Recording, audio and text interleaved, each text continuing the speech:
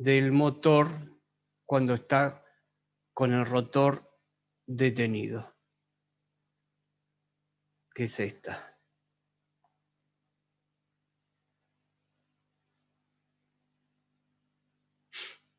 Con el rotor en carga.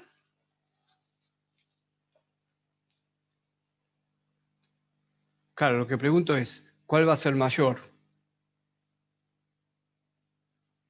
¿Y cuál va a ser menor?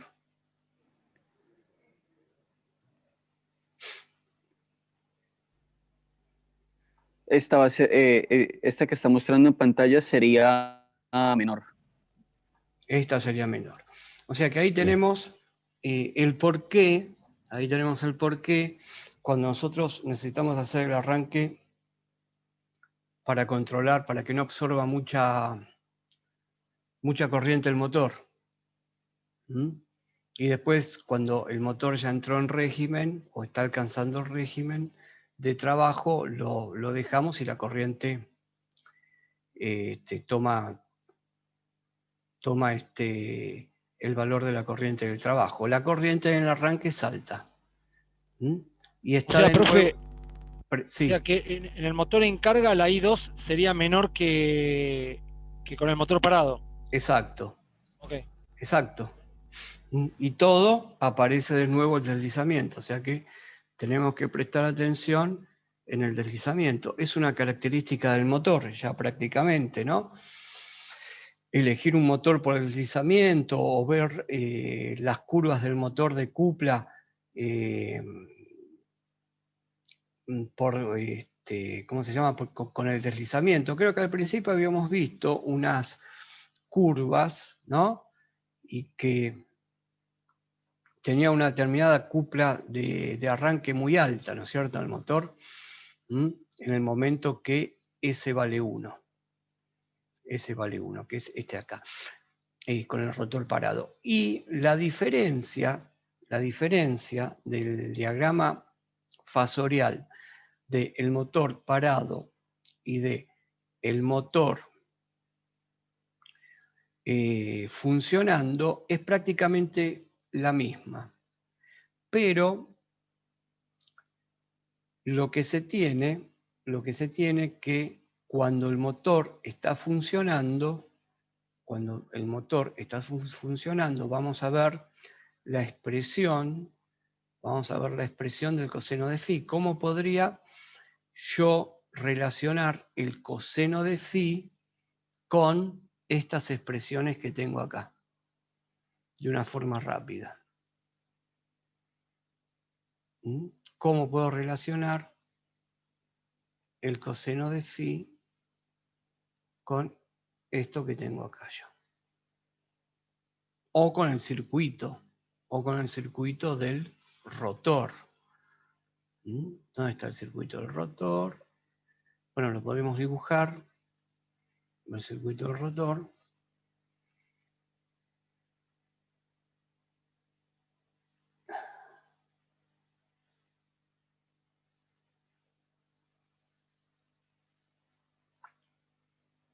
Vean que yo no voy a representar en el análisis que estoy haciendo la resistencia de carga.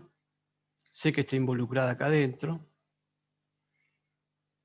Acá voy a colocar JX2.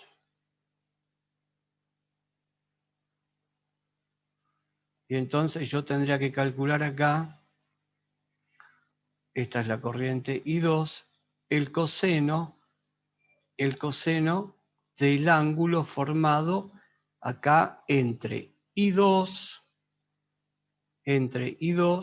y el sistema eléctrico que tengo acá adentro. Estas caídas de tensiones. O sea, calcular un coseno de Φ2. I2 puede ser con las caídas entre RS y la caída JX2, o relacionarlo con la tensión que se induce en el rotor, pero a mí me gustaría relacionar el coseno con estos parámetros.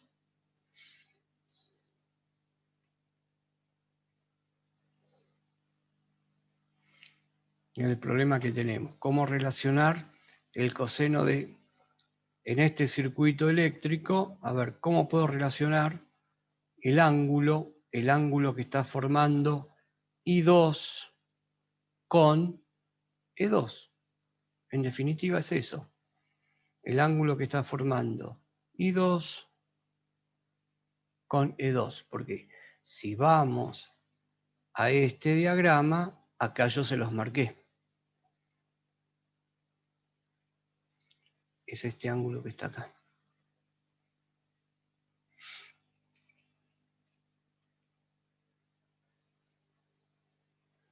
¿Cómo lo podemos hacer el cálculo?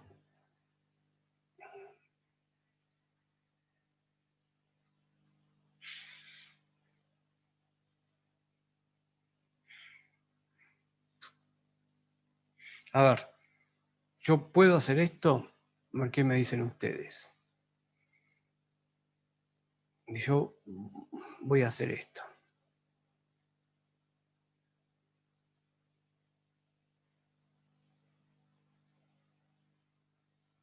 Z.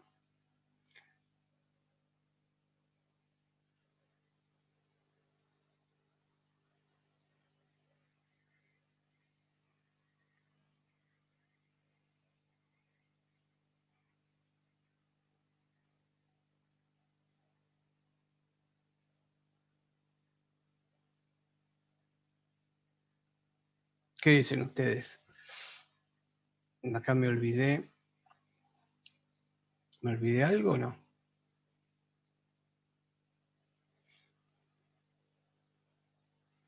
¿Puedo hacer eso? O si uso el otro circuito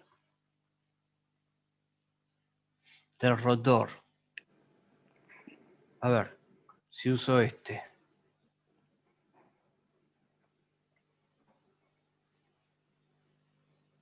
La otra expresión para calcular la corriente. JS por X2.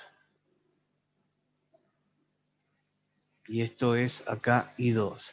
Y esto, igual que hice acá, lo pongo, esto acá es E2.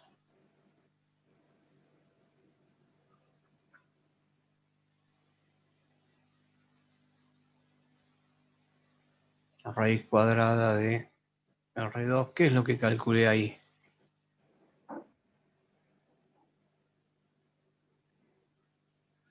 Con la raíz cuadrada, ¿qué calculé? La hipotenusa. Calculé el módulo de la impedancia. Ahí yo conozco el módulo de la impedancia.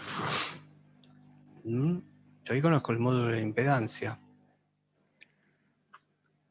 Pero en una lo está haciendo con el deslizamiento y en la otra sin, ¿puede ser? En los dos estoy colocando deslizamiento. Pasa que estoy usando, claro, estoy usando porque tengo esta expresión de la corriente o, acá está, en una usé esta expresión, porque acá tengo una impedancia.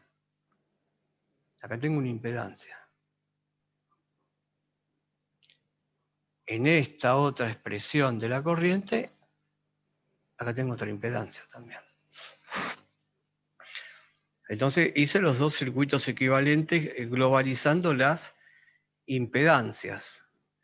Entonces yo voy a tener E2, perdón, acá tengo E2, bueno.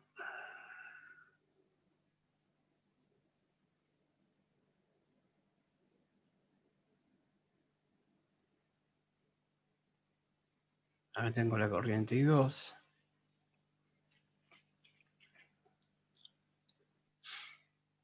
Entonces yo tengo, acá tengo un producto. ¿Cómo puedo relacionar? Miren, lo dibujo así. Vamos a suponer que esto sea I2. Estoy suponiendo, ¿eh? Y acá tengo la tensión E2. Que más o menos es lo que tenemos en el diagrama fasorial. Y acá está el flujo que les dije yo.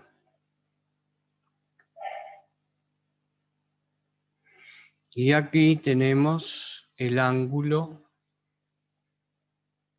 Φ2.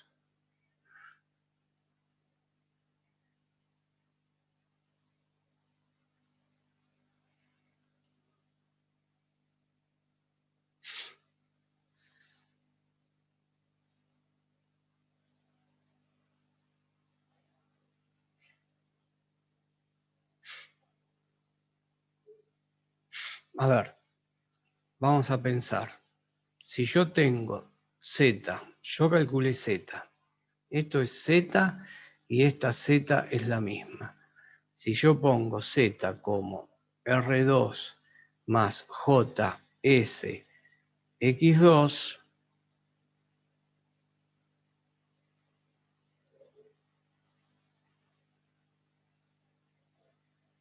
yo acá tengo R2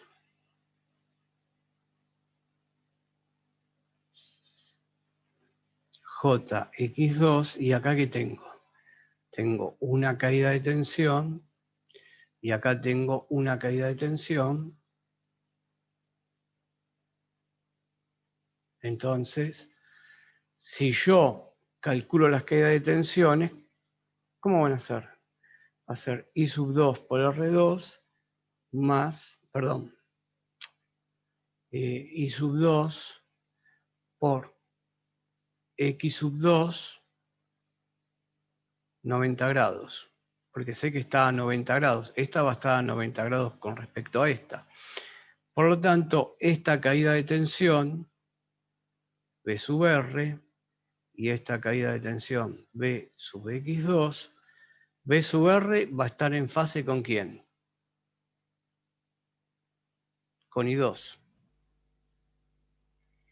Y B sub X2, ¿cómo va a estar?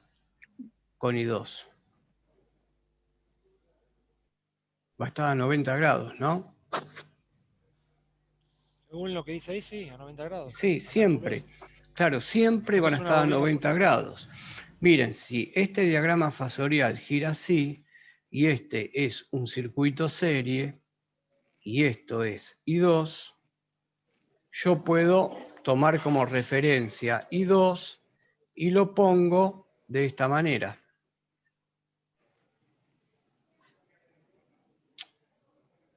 Pongo I2 con ángulo 0. Total, es todo válido poner I2 con ángulo 0. Ya elegí, el único ángulo que puedo elegir lo elegí, I2, porque esto está girando. Entonces, cuando I2 llegó acá, lo puse ahí. Perfecto. Ahora tengo que B sub R tiene que estar en fase, la caída de tensión tiene que estar en fase con la corriente. Esto sería B sub R. Está en fase con la corriente. Y B, perdón. Y esta B sub X2, que es la caída de tensión en la bobina, sabemos que tiene que estar adelantada, porque este diagrama fasorial está girando así, tiene que estar adelantada. Bueno, la dibujo adelantada y depende de los valores, pero yo le ponemos cualquier valor. Y esta que sería acá sería B sub X2. Bien. Yo acá lo que calculé fue la diferencia de potencial entre estos dos puntos. Diferencia de potencial entre estos dos puntos. Si yo hago la suma de las diferencias de potenciales, sería la diferencia de potencial, si a este lo llamo A y a este lo llamo B, que es acá el extremo, la diferencia entre A y B. Y este potencial entre A y B va a ser la suma de este potencial más este, pero son vectores. Por lo tanto, si son vectores, yo traslado este vector a continuación del otro vector,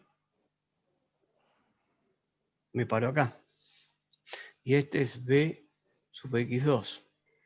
Entonces, yo sé que B sub R más el B sub X2, que está acá, tiene que ser igual a B a B. Lo sumo.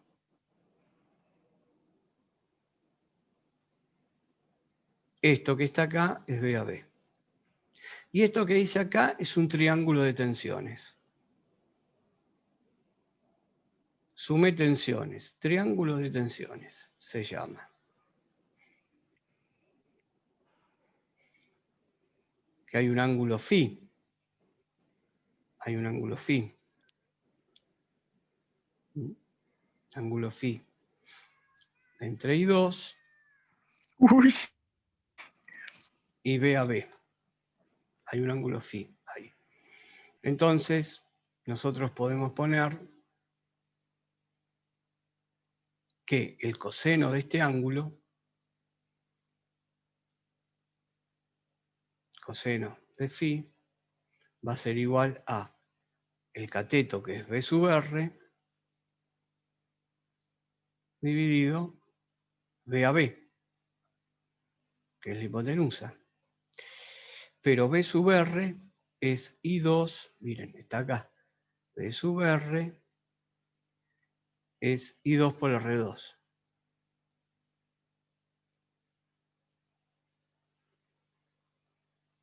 Pero veamos lo que es B a B. Miremos lo que es B a B.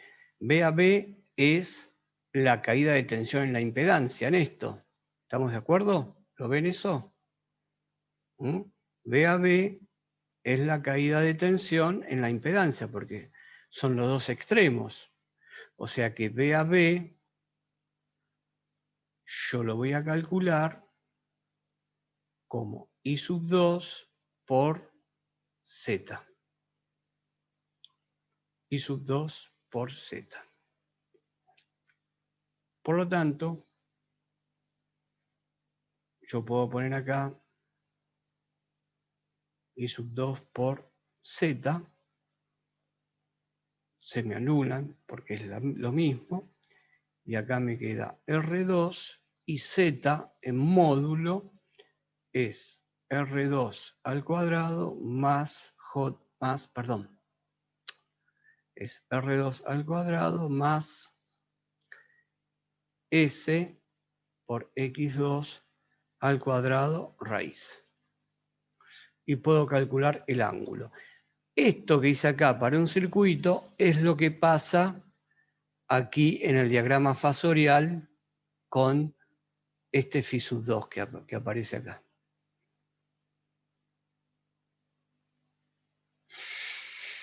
Entonces, sí. ¿Puede volver a poner la última ecuación? Sí.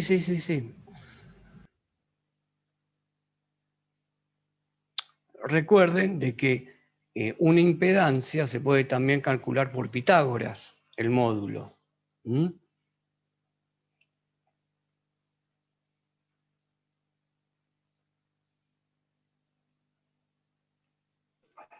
Profe, disculpe, ¿podría bajar un poco más la ecuación para poder ver lo de arriba, el circuito con el diagrama fasorial? No tanto, disculpe, para que se pueda seguir viendo la ecuación y los compañeros. Eso, ahí. Gracias.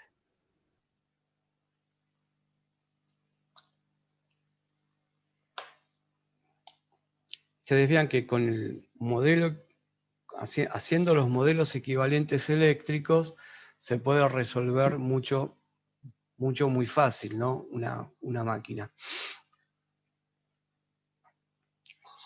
Entonces, ese coseno de phi, esa deducción que hice del coseno de phi, es la deducción que tendríamos que, trasladada al diagrama fasorial, a esta porción de diagrama fasorial,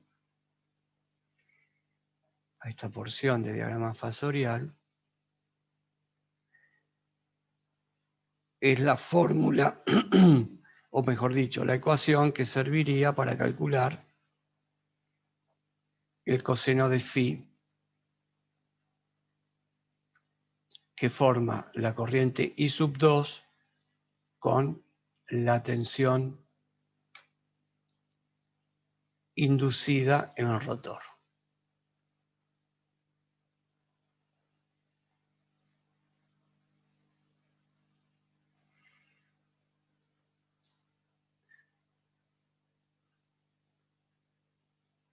así como la corriente es baja, cuando está funcionando en carga, el coseno de phi es mayor que el valor del coseno de phi cuando estaría a motor detenido, ¿no? Esa es otra cosa que hay que tener en cuenta. Después podemos hacer mañana una pequeña tabla con estas tips de motor, rotor parado, rotor en vacío y rotor en carga.